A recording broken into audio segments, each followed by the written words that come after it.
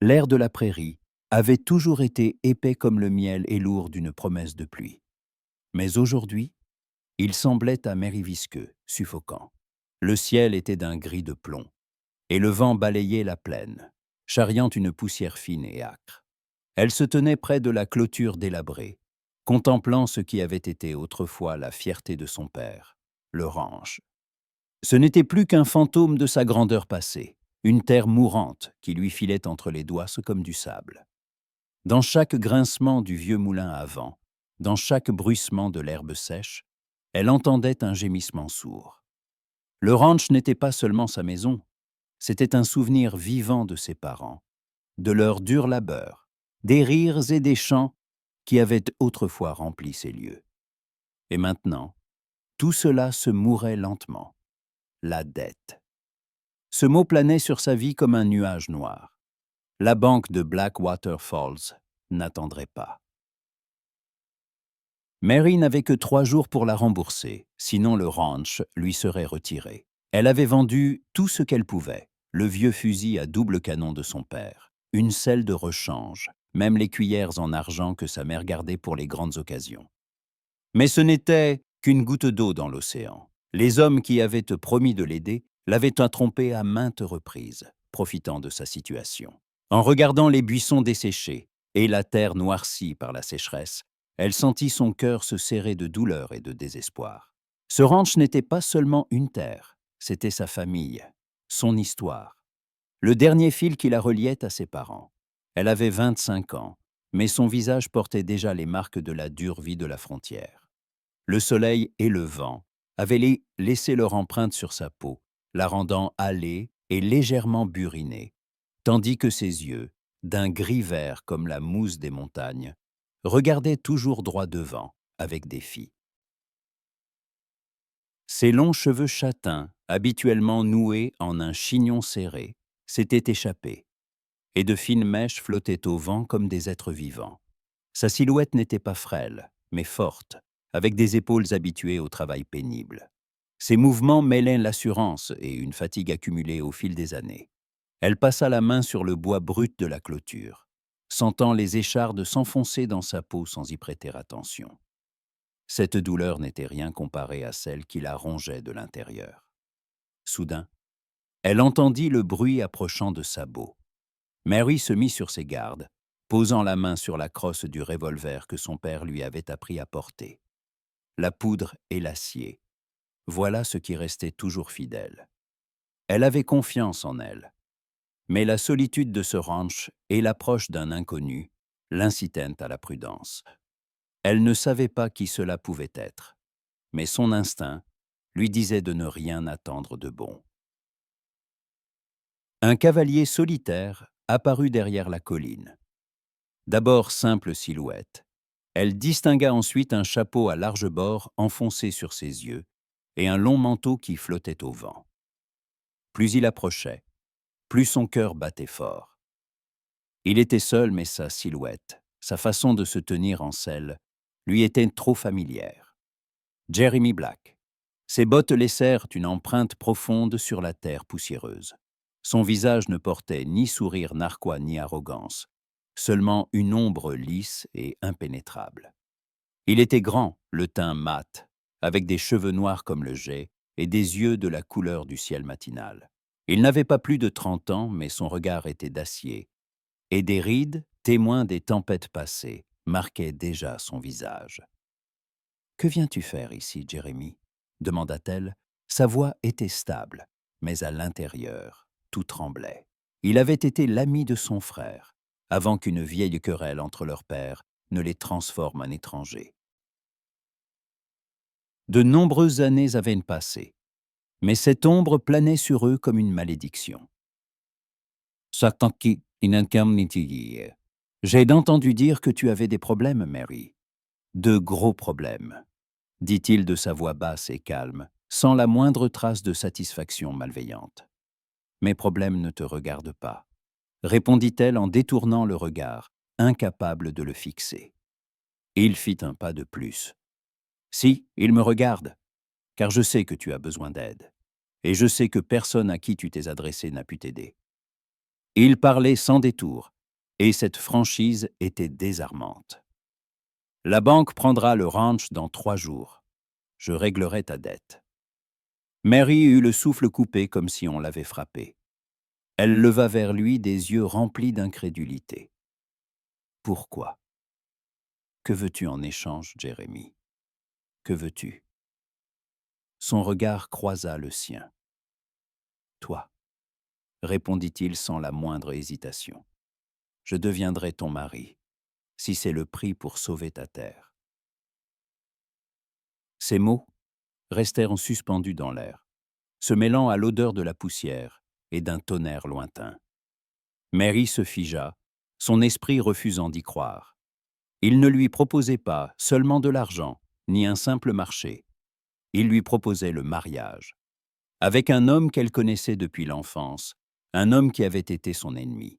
Des images défilèrent dans sa tête, leur querelle, son père qui lui interdisait même de le regarder. Et maintenant ceci, une proposition qui était d'un côté un salut, et de l'autre une prison.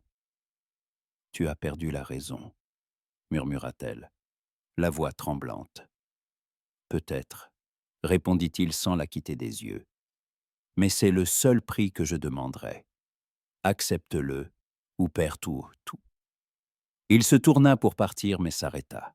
« Je serai au saloon demain pour entendre ta réponse. Tu as le temps de réfléchir. Mais souviens-toi, je n'attendrai pas que d'autres sauvent dans ta terre, Mary. Je l'achèterai. » Sur ces mots, il remonta en selle, la laissant seule face à son choix déchirant. La nuit fut un brouillard pour Mary. Incapable de dormir, elle se tournait et se retournait sur sa couchette inconfortable, prêtant l'oreille à chaque murmure du vent. Elle se sentait prise au piège, et les murs de sa petite chambre lui semblaient désormais ceux d'un cachot. Les mots de Jérémie tournaient en boucle dans sa tête, comme un vieux disque rayé. « Je deviendrai ton mari ». Il résonnait comme un coup de feu dans la nuit, comme une sentence. Elle se souvenait de son père, un homme robuste et sévère, lui parlant de la famille Black. « Ce sont des serpents, Mary. Il te sourit avant de te planter un couteau dans le dos. » Ces mots savaient forger son éducation, imprégnée d'amertume et de méfiance. Elle connaissait l'histoire de leur querelle, sans jamais la comprendre entièrement. Son père avait toujours parlé de Jérémie avec un mépris particulier qu'elle ne parvenait pas à expliquer. Et maintenant, Jérémie était de retour, avec une proposition qui correspondait exactement aux avertissements de son père, alléchante, mais empoisonnée. Elle sentait en elle la fierté lutter contre le désespoir, la loyauté à la mémoire de son père contre l'instinct de survie. À l'aube, alors que le soleil commençait à peine à teinter le ciel de rose et d'or, elle se leva. Elle se sentait vide. Elle enfila une chemise de toile grossière, une jupe et de vieilles pilles à bottes usées. Juste sous son oreiller se trouvait son revolver, que son père lui avait appris à porter. L'acier froid était agréable contre sa main. Elle savait qu'elle devait se rendre en ville. Il lui fallait voir Jérémie, lui parler encore une fois, comprendre ce qui se cachait derrière ces paroles, déceler dans ses yeux la vérité ou le mensonge. La route jusqu'à Blackwater Falls fut longue. Son cheval avançait lentement sur le chemin poussiéreux, soulevant des nuages de fine poussière rousse. Le goût de la poussière lui était familier depuis l'enfance, mais aujourd'hui, il lui semblait particulièrement amer, comme si chaque grain portait en lui sa défaite. Le soleil montait doucement, ses rayons perçant la brume grise, rendant l'air chaud et lourd. La petite ville était animée. Des chariots tirés par des mules circulaient dans la rue principale. Des hommes coiffés de chapeaux à large bord fumaient devant le saloon, et une odeur de viande grillée et de whisky bon marché flottait dans l'air. Mary attacha son cheval au poteau, son regard s'attardant sur le cheval noir et brillant de Jérémie, qui se tenait juste à côté. Elle entra dans le saloon. L'air était étouffant, imprégné d'une odeur de tabac et de whisky. Elle repéra rapidement Jérémie. Il était assis à une table dans un coin, discutant avec le shérif local, sa voix basse et calme. Leurs regards se croisèrent. Dans ses yeux, il n'y avait ni triomphe ni moquerie, seulement l'attente d'un homme qui patiente pour une décision inévitable. Il fit un signe de tête au shérif, qui s'éloigna, et invita Mary à s'asseoir en face de lui. « Tu es venu. Je savais que tu viendrais, » dit-il calmement, comme s'il constatait un fait évident pour eux deux. « Tu ne m'as laissé aucun choix, » répondit-elle, la voix tremblante de ressentiment. « Je t'ai donné un choix, Mary, un choix que tu n'avais pas. » Elle regarda ses mains. Elles étaient fortes, hâlées, couvertes de cicatrices, les mains d'un homme habitué au travail et aux armes. Il sortit 2 verres et versa un peu d'eau d'une carafe. « Pourquoi fais-tu ça ?» demanda-t-elle en le regardant droit dans les yeux. « Pourquoi veux-tu mon ranch? Et pourquoi me veux-tu, moi ?» Il ne répondit pas tout de suite. Il leur servit du café, posant une tasse devant elle. L'odeur du café chaud se mêla à celle du saloon. Il prit sa tasse, but une gorgée, et une étrange expression traversa son visage, comme s'il pesait chaque mot.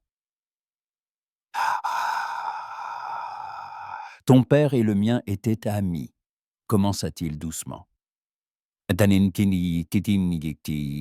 Avant de se disputer pour une terre. Ton père pensait que le mien l'avait trompé en achetant ce terrain à l'est. Mais ce n'était pas vrai. Mon père l'avait acheté à un autre homme qui, en fin de compte, l'avait trompé lui aussi. Mais ton père n'a jamais pu le croire. Il ne te croyait pas non plus, murmura-t-elle. Il croyait que je n'étais pas comme mon père, dit-il d'une voix douce. Il croyait que je pouvais être meilleur. Mais après sa mort, tu t'es retrouvé seul. J'attendais que tu me demandes de l'aide. Je voulais t'aider. Mais tu as refusé. Je ne pouvais pas. Ton père parlait beaucoup d'honneur et de la nécessité d'être fort. Mais c'était un homme malhonnête, incapable de pardonner. Il a fait de toi une femme forte, Mary. Il voulait que tu sois indépendante. Mais il ne voulait pas que tu acceptes l'aide de ceux qu'il considérait comme des ennemis. Tu ne devrais pas être comme ça. Ce n'est pas vrai, objecta-t-elle, tout en sachant qu'il avait raison. Il finit son café et la regarda. Ses yeux ne contenaient ni colère ni malveillance. Seulement une douleur éternelle, une sincérité qui contrastait avec son visage sévère. « Tu penses que je fais ça pour t'humilier ou pour prendre ta terre? Je le fais pour t'aider. Je le fais parce que je veux que tu sois ma femme. » Ces mots restèrent à nouveau suspendus dans l'air. Mary ne savait que répondre. Elle sentait son cœur battre comme une bête sauvage en cage. Elle savait qu'il disait la vérité, et cela lui faisait peur. « Je dois réfléchir. Tu as jusqu'à ce soir, » dit-il en se levant. « La banque attend. » Il partit, la laissant seule à table. Elle fixait sa tasse vide, songeant à ce qu'elle devait faire. Elle savait qu'il n'y avait pas d'autre issue. Soit elle acceptait, soit elle perdait tout. Le temps s'étirait lentement, comme de la mélasse figée sous un soleil de plomb. Mary restait assise dans un coin du saloon, le dos appuyé contre le mur de bois rugueux. Elle regardait les rayons du soleil percer les fenêtres sales et poussiéreuses, dessinant sur le sol des bandes dorées et tremblantes où dansaient des milliards de particules. Chaque personne qui passait lui semblait être le témoin de sa chute, de son humiliation.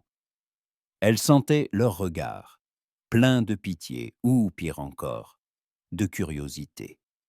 Sa fierté, qui avait toujours été son bouclier, lui paraissait maintenant aussi fragile que du papier détrempé. Elle voulait crier, se lever et partir, mais elle savait qu'elle ne le pouvait pas. Derrière elle, une impasse. Devant, un seul chemin, terrifiant. La colère et le désespoir la consumaient.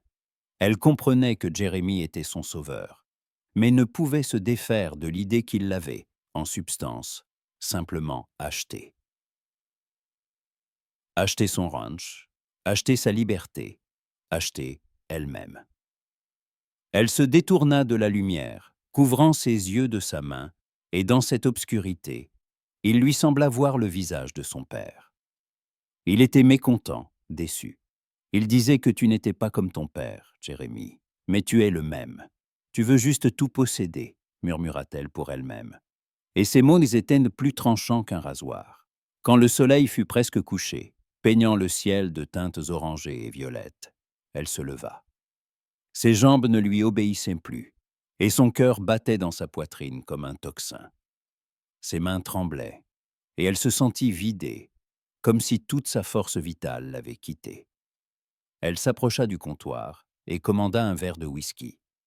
Non pas pour se donner du courage, mais pour apaiser la douleur qui la rongeait de l'intérieur. Le liquide amer et brûlant lui écorcha la gorge, mais lui apporta un engourdissement bref et nécessaire. Elle sortit du saloon. Jérémie l'attendait à l'entrée.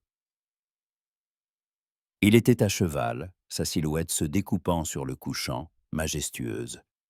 Mais elle n'y voyait qu'une ombre sombre planant sur sa vie. « Tu es prête ?» demanda-t-il, sa voix basse et calme, dénuée de toute émotion. « Non, » répondit-elle, « mais je n'ai pas le choix. » Il hocha la tête, comme s'il s'y attendait. Il sauta de son cheval, ses bottes heurtant doucement le sol, et lui prit la main.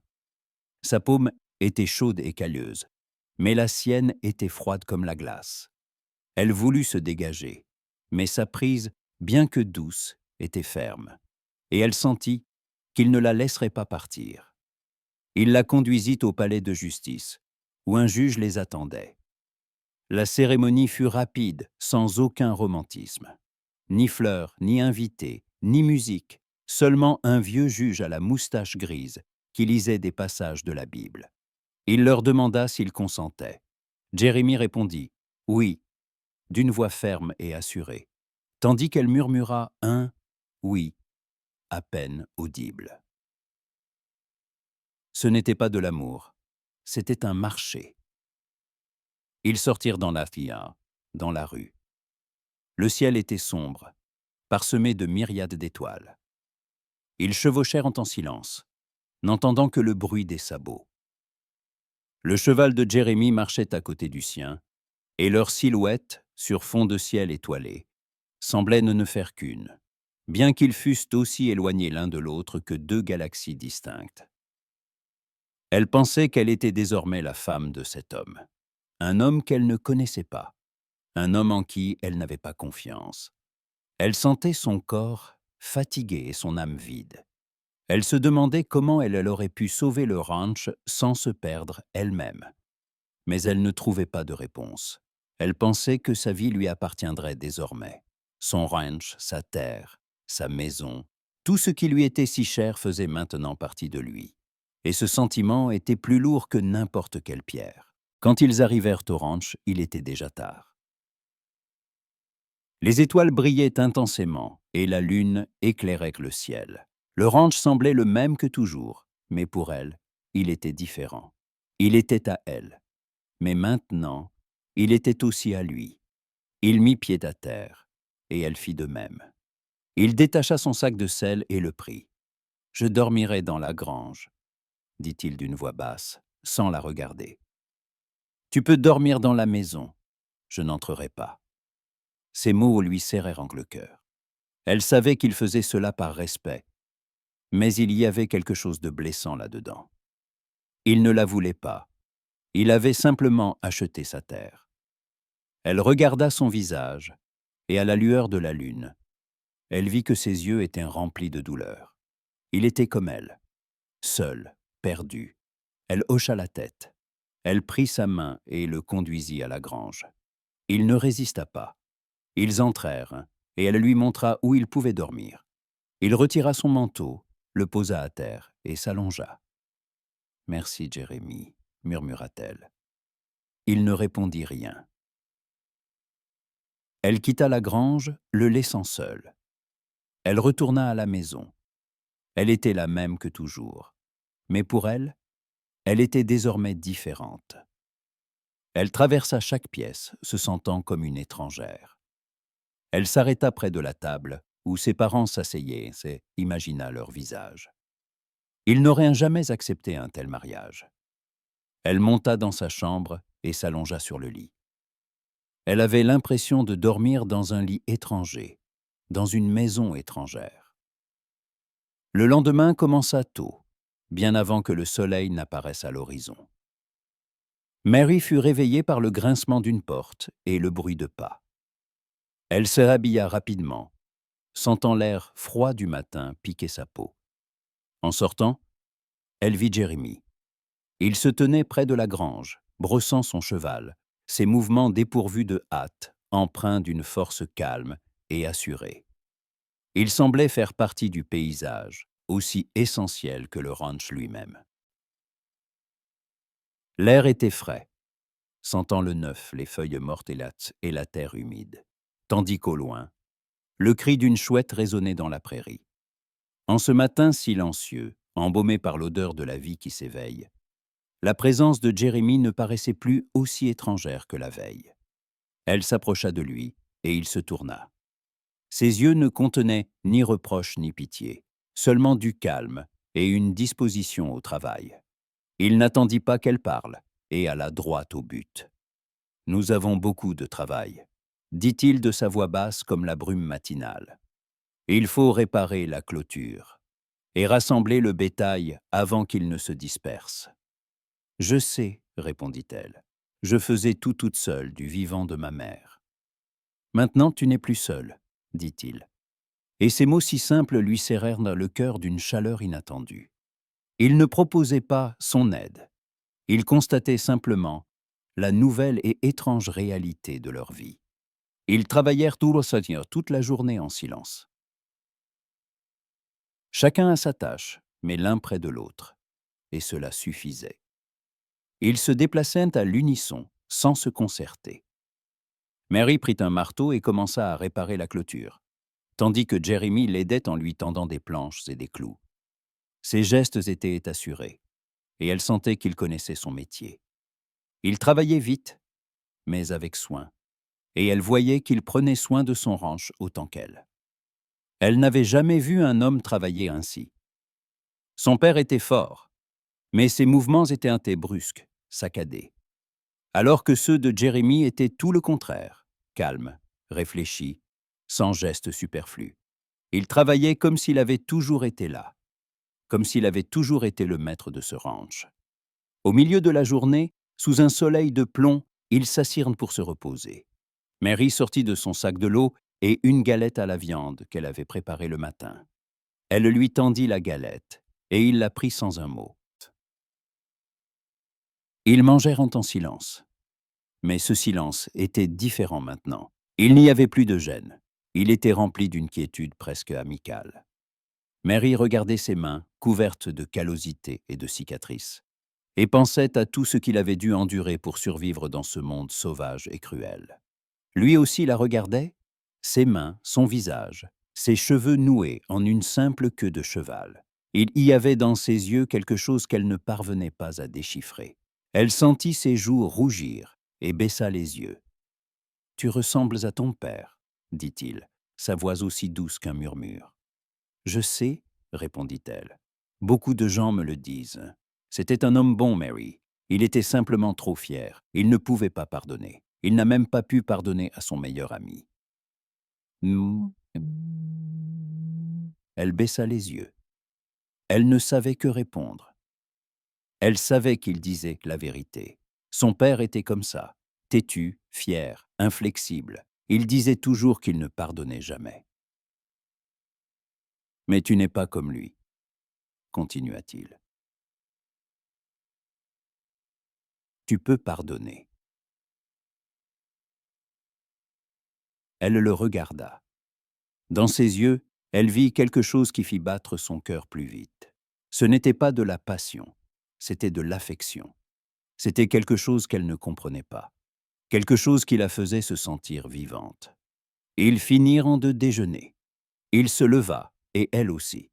Il s'approcha d'elle, le visage sérieux, et la regarda comme il ne l'avait jamais fait. « Je sais que tu ne me crois pas, » dit-il. Sa voix était basse mais si puissante qu'elle sentit son corps faiblir. « Mais je veux que tu saches que je ne ferai rien que tu ne veuilles pas. Je n'entrerai pas dans ta vie si tu ne le souhaites pas. Je dormirai dans la grange jusqu'à ce que tu me dises que tu peux me faire confiance. » Ces paroles étaient si sincères qu'elle sentit les larmes lui monter aux yeux. Elle hocha la tête sans un mot. Elle se tourna et se dirigea vers le ranch, et il la suivit. Ils travaillèrent le reste de la journée en silence. Mais ce silence était différent maintenant. Il portait en lui un nouvel espoir, inexprimé. L'espoir qu'il pourrait devenir une famille. L'espoir qu'il pourrait en être heureux. Le lendemain matin apporta non seulement la lumière, mais aussi un nouveau problème. La pompe du puits, qui avait fidèlement servi pendant des décennies, se bloqua soudainement, se transformant d'amie fiable en ennemie têtue et moqueuse. Mary tenta de la réparer, tirant sur le levier avec une telle force que ses mains tremblaient. Chaque nouvelle tentative provoquait une douleur dans ses épaules et une amertume aiguë et familière dans sa poitrine. À chaque échec, la frustration et la lassitude habituelle d'une personne seule face à une lutte sans fin grandissaient en elle.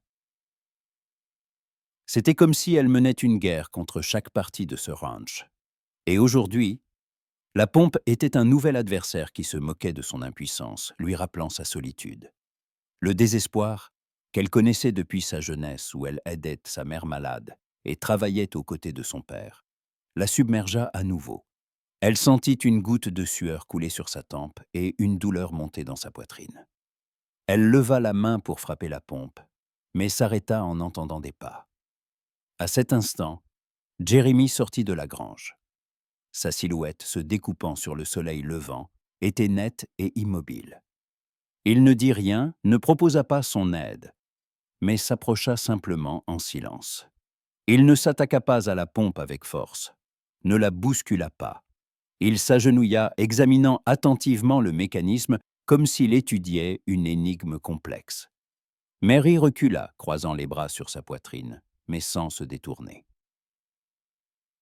Elle le regardait travailler et remarqua des détails qu'elle n'avait jamais vus auparavant. Ses doigts étaient longs et forts, mais ses mouvements étaient précis et délicats, comme ceux d'un joaillier plutôt que d'un cow-boy. Il ne jurait pas, ne s'énervait pas lorsque la pompe résistait. Il réfléchissait à chaque étape, essayant différentes approches, comme s'il savait que la précipitation ne ferait qu'aggraver les choses. Son expression lui serra le cœur. Elle voyait en lui non seulement un homme fort, mais une personne capable de réfléchir, d'analyser et de ne pas abandonner face aux difficultés. Il était comme elle, habitué à ne compter que sur lui-même, mais ses yeux ne trahissaient aucune tristesse, seulement une confiance tranquille. Après un moment, il retira de la pompe une petite pierre dentelée qui causait le blocage. Quand il se releva et lui tendit la main, elle la prit sans hésiter. Elle sentit la chaleur de sa paume, sa force, et cette chaleur lui parut si familière, comme si elle l'avait toujours connue. Leurs regards se croisèrent. Dans ses yeux, il n'y avait ni triomphe ni fierté, seulement une satisfaction calme et douce. Elle comprit qu'il était heureux, non pas d'avoir vaincu la pompe, mais de l'avoir fait avec elle. « Je pensais que je devrais faire ça seule, » dit-elle doucement, sans lâcher sa main. « Tu n'es plus seule maintenant, » répondit-il, et ses mots ne contenaient aucune pitié, seulement de la sollicitude. Le soir, alors que le soleil était presque couché, inondant le ciel de couleurs flamboyantes, ils étaient assis sur le porche, fatigués mais satisfaits. La journée avait été rude. Ils avaient réparé une partie de la clôture endommagée par le bétail, et Mary avait recousu un sac de grains déchirés que Jeremy l'avait aidé à transporter dans la grange. Le silence entre eux n'était plus gênant, mais confortable. Assis là, écoutant les grillons, Mary sentait son cœur s'apaiser à ses côtés. Ses épaules se détendaient et son âme se remplissait de paix. Il était son soutien, son protecteur, son partenaire. Soudain, elle se tourna vers lui et, sans le regarder dans les yeux, dit doucement « Je suis contente que tu sois là. » Jérémie ne répondit pas tout de suite. Il prit simplement sa main, ses doigts s'entrelaçant avec les siens. Son contact était chaud et assuré. Il la regarda, et elle comprit que son regard en disait plus que n'importe quel mot. Dans ses yeux, elle ne voyait pas une simple promesse, mais un attachement sincère et profond.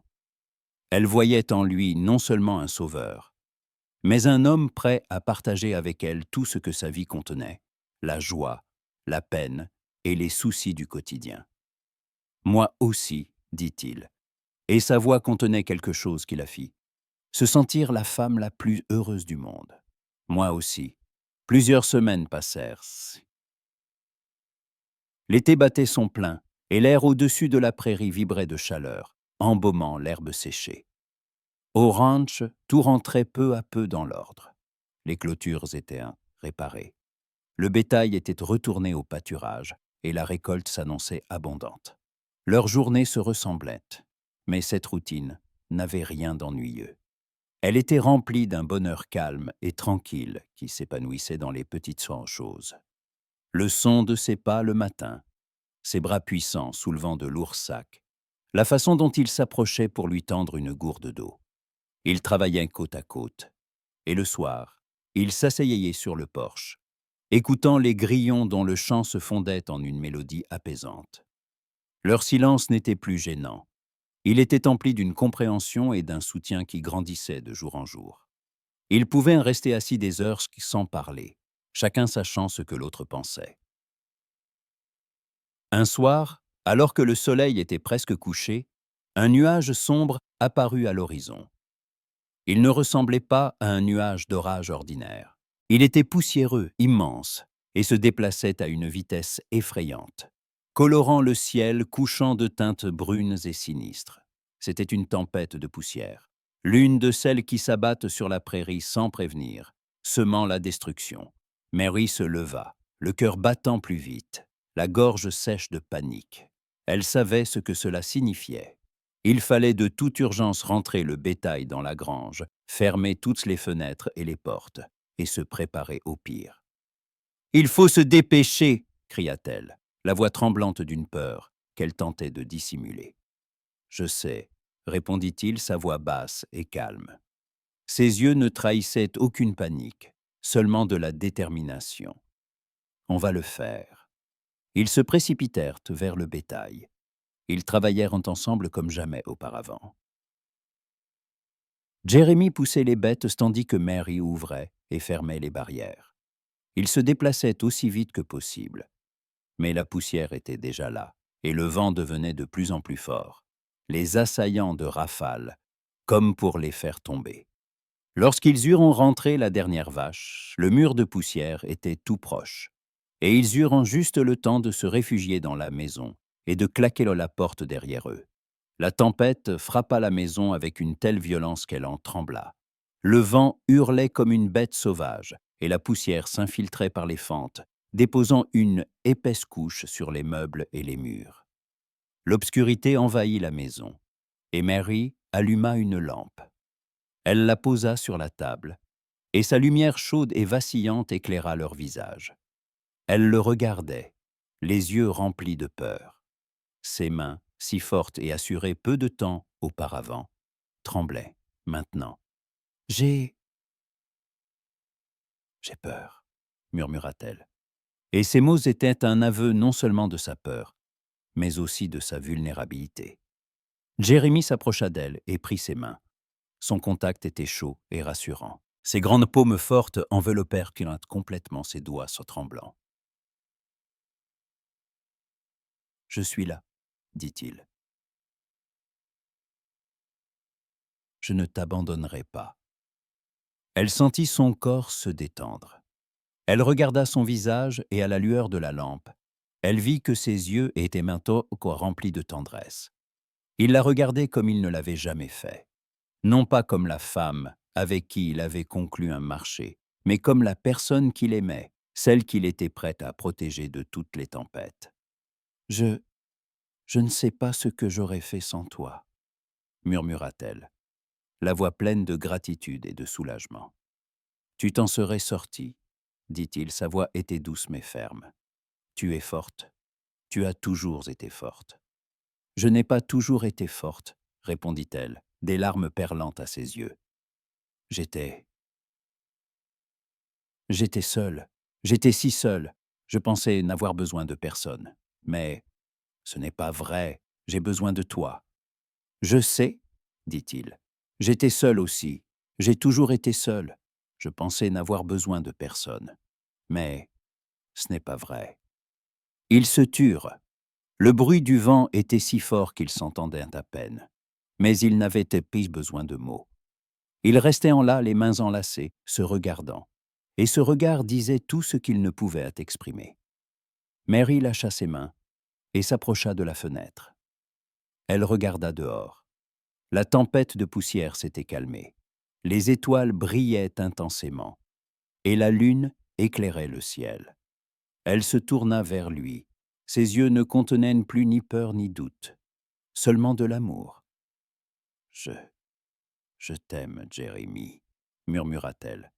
Et ces mots étaient les plus sincères qu'elle ait jamais prononcés. Il ne répondit pas tout de suite. Il l'attira simplement contre lui, et elle sentit la chaleur de son corps. Il la serra si fort, comme s'il craignait qu'elle ne disparaisse. « Je t'aime aussi, Mary », dit-il, sa voix si basse qu'elle l'entendit à peine. Quand ils se séparèrent enfin, ils ne se regardèrent pas. Ils s'assirent simplement, les mains enlacées. Ils contemplaient les étoiles, qui brillaient comme des diamants. Leur silence n'était pas gênant. Il était rempli d'amour. « Tu sais, je crois que nous allons être heureux, » dit Mary. « Je le sais, » dit Jérémie. « Je le sais, parce que je t'aime. »« Je t'aime aussi, Jérémie, » dit-elle. « Je t'aime aussi. » 5 ans. Parfois, Mary avait l'impression que cela n'avait été qu'une seule journée, infiniment longue, d'autres fois, qu'un siècle entier s'était écoulé. Le matin commençait comme tous les autres. Le soleil émergeait de l'horizon, inondant la prairie d'une douce lumière dorée, et l'air frais et vivifiant sentait l'herbe fraîchement coupée. Elle se levait avant Jérémie, enfilait une robe de chambre et sortait pieds nus sur le porche. Elle regardait son ranch, et son cœur se remplissait d'une joie calme et paisible. Il était différent maintenant. Les clôtures étaient neuves et solides, et l'herbe des pâturages était dense et verte. La grange était propre, et les écuries en ordre. Le ranch prospérait, et Mary savait que c'était grâce à lui. Il n'avait pas seulement sauvé sa terre, il lui avait donné une nouvelle vie. Il n'y avait plus aucune animosité dans leur relation. Il y avait une confiance qui grandissait chaque jour, et un sentiment qu'il ne pouvait nommer, mais qui était plus fort que n'importe quel mot. Elle ne se contentait pas de le croire. Elle lui confiait sa vie, son cœur, son avenir. Elle entendit un bruit derrière elle. Jérémie sortit de la maison, les cheveux en désordre, un sourire aux lèvres. Il s'approcha, l'enlaça par derrière, et son contact était si familier et chaleureux qu'elle se sentit la femme la plus heureuse du monde. Il l'embrassa dans le cou. « Bonjour », murmura-t-il, sa voix basse et endormie. « Bonjour », répondit-elle. « Je pensais à toi. »« Je sais, » dit-il. « Je pensais à toi aussi. Je pense toujours à toi. » Ils restèrent ainsi, enlacés, à regarder le soleil se lever. Puis, ils allèrent prendre leur petit déjeuner. À table étaient assis leurs enfants, un garçon de 3 ans, avec ses yeux et les cheveux de son père, et une fille d'1 an, avec ses yeux à lui et les cheveux de sa mère. Ils leur ressemblaient à tous les deux, et Mary sentait que c'était juste. C'était leur famille, leur avenir. Après le petit déjeuner, Jérémie partit travailler, et Mary s'occupa des enfants. Elle leur chantait les chansons que sa mère lui chantait, et leur racontait des histoires sur leur vie au ranch. Elle n'avait jamais pensé qu'elle serait heureuse, mais elle l'était maintenant. Elle avait trouvé son homme, son partenaire, son ami. Elle avait trouvé son mari. Le soir, ils s'assirent sur le porche, comme toujours. Les enfants dormaient déjà, et des myriades d'étoiles brillaient dans le ciel. Ils étaient assis, les mains enlacées, et ils ne disaient rien, mais leur silence était rempli de tout ce qu'ils voulaient en se dire. Ils étaient heureux. Ils étaient ensemble. Ils étaient une famille.